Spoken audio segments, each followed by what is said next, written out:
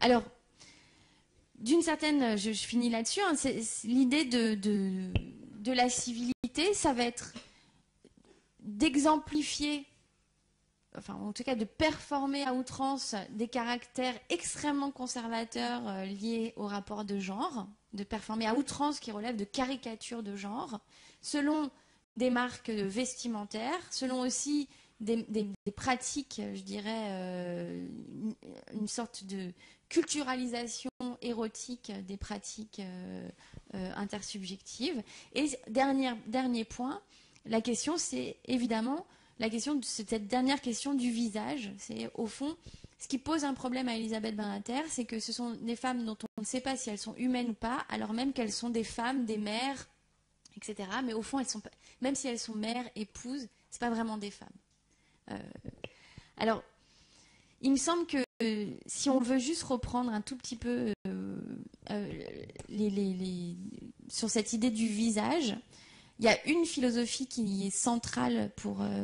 à mon sens, et qui peut nous donner des outils, même si jamais je n'aurais considéré que Emmanuel Lévinas pouvait un jour me servir dans l'élaboration d'une théorie féministe, mais si. Si je reprends Emmanuel Lévinas, notamment dans Totalité et Infini, il fait effectivement du visage le centre même, hein, le cœur même de l'intersubjectivité et du fondement moral de l'intersubjectivité. Et voilà la façon dont Emmanuel Lévinas définit le visage. Il dit « Le visage, c'est la manière dont se présente l'autre, c'est-à-dire la manière dont se présente l'autre dépassant l'idée de l'autre en moi. » Le visage, c'est un concept chez Lévinas qui signifie le visage, c'est tout ce que l'autre est et ce que je ne m'attendais pas à ce qu'il soit, qui dépasse finalement tout ce que je pouvais imaginer de lui. Alors, c'est vraiment cette idée que pour Lévinas, qui fonde l'altérité, l'autre, et ce qui va créer la relation éthique avec l'autre, c'est précisément pas que je reconnais en l'autre ce que je sais de lui ou ce que j'attendais de lui, mais c'est que précisément je me laisse déborder par une étrangeté absolue, et pas besoin de quoi que ce soit là-dedans, hein, d'une étrangeté, et l'idée que c'est ce qui pose autrui comme mon alter ego, c'est qu'il ne peut pas être réduit à ce que je pouvais connaître de lui, à ce que je peux identifier de lui, à ce que je peux comprendre de lui. Il y a quelque chose qui est toujours dans l'excès absolu de cette idée. Et à tel point que Lévinas, lorsqu'il va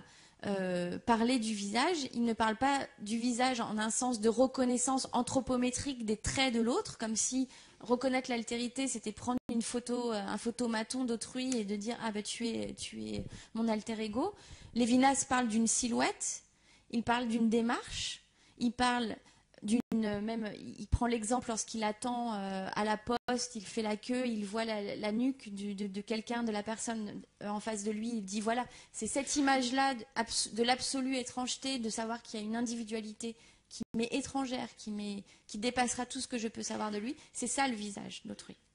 Et dernier point fondamental chez Lévinas, ce qui ne peut participer de cette idée-là, c'est le discours et la parole.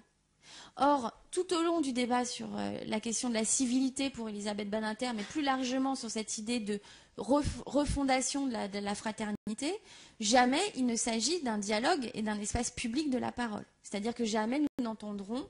la parole des personnes qui font l'objet de ces discours. Or, c'est précisément la parole d'autrui qui permet de fonder quelque chose qui est de l'ordre de la reconnaissance éthique de l'altérité et par voie de conséquence une communauté d'égaux. Alors je ne veux pas considérer qu'Emmanuel Lévinas est un grand nous permet de critiquer ce à quoi on assiste dans le débat actuel. Juste, il me semble très important de montrer, là, avec Emmanuel Lévinas, on voit bien qu'il y a quelque chose qui est de l'ordre de la personnalité, qui n'est jamais réductible à de l'identification, et qu'aujourd'hui, ce à quoi on assiste, c'est précisément fonder l'altérité sur la reconnaissance du même, selon un prototype bien défini, et qu'il s'agit clairement d'un processus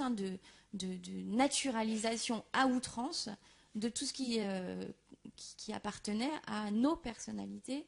sociales et politiques. Voilà, merci beaucoup.